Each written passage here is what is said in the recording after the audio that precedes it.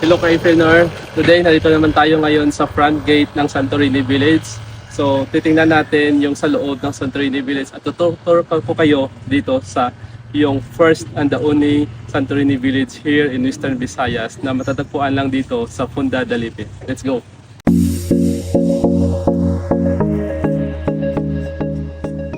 Yung gate natin dito, nilagyan natin ng same din yung concept natin. So, meron tayong guardhouse na inilagay for security and we have a garden. Nilagyan din natin ng bougainvillea. So, both sides, lagyan natin ng tanim yan for a bougainvillea. Ito yung entrance natin, yung pagpasok.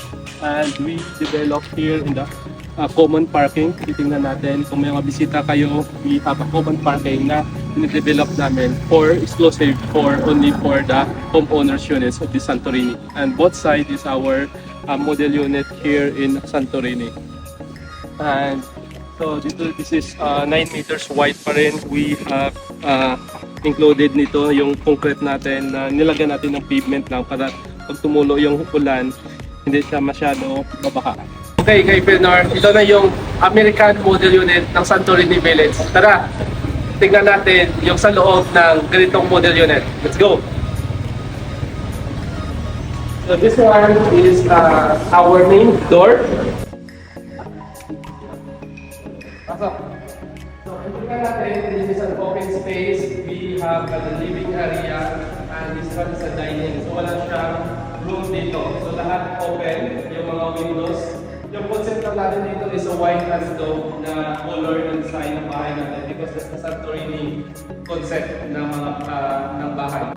And dito na part na to, it's our dining.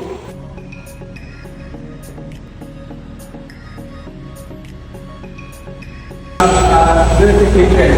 So naglagay tayo ng toilet dito for the visitors. Ito yung powder room natin. And dito sa kabila is our open space na for another garden. At yung dito, yung design is we have a 2 meters na setback para pili tayo makapagdaan at yung flow ng hangin para mas maganda yung pagpasok nito.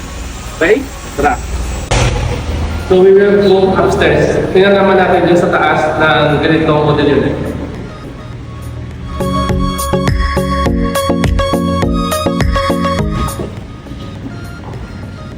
So this is our bathroom or our papasok na sa room. So ito yung bedroom 1. So bedroom 1 or master bedroom, meron siyang toilet and bath na may bathtub. Ito yung bathtub natin. And then pa siya natapos, pero this is our fully designed unit na.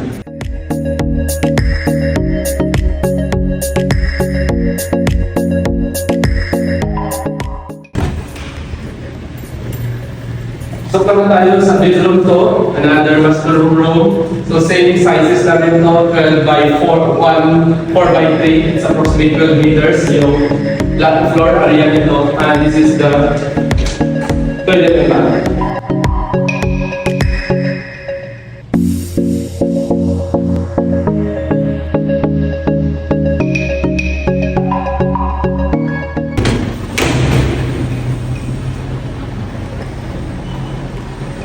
So ito yung balcony ng ating model unit natin and yung design nito, tignan natin. Complete frame siya para yung hangin makapasok. And every model unit, meron tayong balcony dito na facing to the coastal para nakita natin yung view pa rin. Para yung ambience ng Santorini, ma-feel natin at ma-adapt natin yung kanilang design. So na yung model unit ng ating Santorini. At mamaya papakita ko sa iyo yung model unit 2 naman, yung sa kabila, yung European style. So let's tour around again sa another model unit 2.